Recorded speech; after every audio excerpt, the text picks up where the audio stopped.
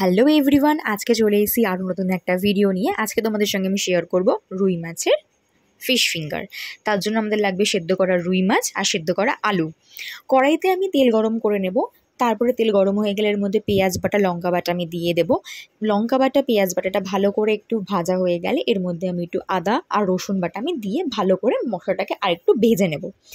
তারপর এর মধ্যে কাটা ছাড়িয়ে রাখা রুই মাছগুলোকে দিয়ে দেবো। ওগুলোকে আমি হালকা একটু হাত দিয়ে আমি চটকে নিয়েছিলাম।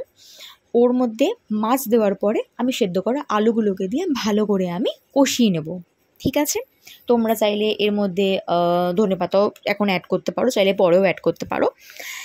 আলু আর মাছটাকে ভালো করে ভাজা হয়ে যাওয়ার পর মানে কষিয়ে নেওয়ার পরে এর মধ্যে আমি একে একে নুন, হলুদ গুঁড়ো, লঙ্কার গুঁড়ো, জিরে গুঁড়ো, ধনে গুঁড়ো, গোলমরিচের গুঁড়ো দিয়ে ভালো করে কষিয়ে নেব।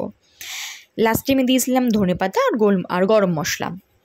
ব্যাটারের জন্য আমি কিন্তু নিয়ে নিয়েছিলাম টোস্ট বিস্কুট, ওটাকে বাড়িতে আমি গুঁড়ো করে নিয়েছিলাম। আর ডিম লাগবে, ডিমের মধ্যে আমি একটুখানি গোলমরিচ দিয়ে দিয়েছি। আর এগুলোকে গোল গোল করে ফিশ ফিঙ্গারের আকার ধারণ করিয়ে দিয়েছিলাম। এবার দেখো এগুলোকে ভেজে নিচ্ছি। ভেজেই নিয়ে তোমরা বিকালবেলাও কিন্তু এগুলোকে খেতে পারো, ভালো লেগেছে। ইভেন তোমরা কিন্তু রুই মাছগুলোকে সেদ্ধ নাও করে রুই মাছগুলোকে কিন্তু ভেজে নিতে পারো। আর অবশ্যই মাছের তেলটাকে কিন্তু ছাড়িয়ে নেবে। বাড়িতে ট্রাই করো আর জানিও কেমন লাগলো তোমাদের খেয়ে। আমার তো ভালো লেগেছিলো, ফার্স্ট টাইম রুই মাছ দিয়ে ট্রাই করেছিলাম। ভালো লাগলে একটা অবশ্যই লাইক করেছে।